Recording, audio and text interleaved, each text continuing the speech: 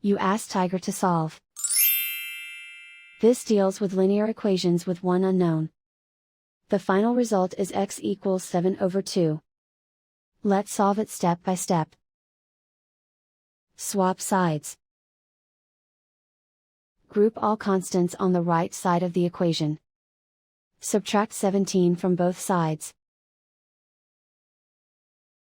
Group like terms. Simplify the arithmetic.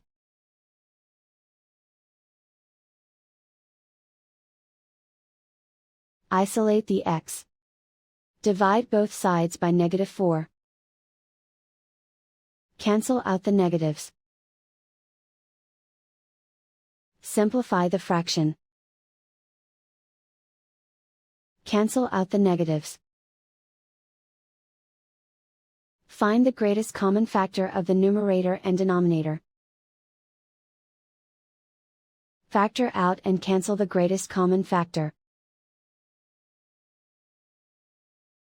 And so the final result is x equals 7/2.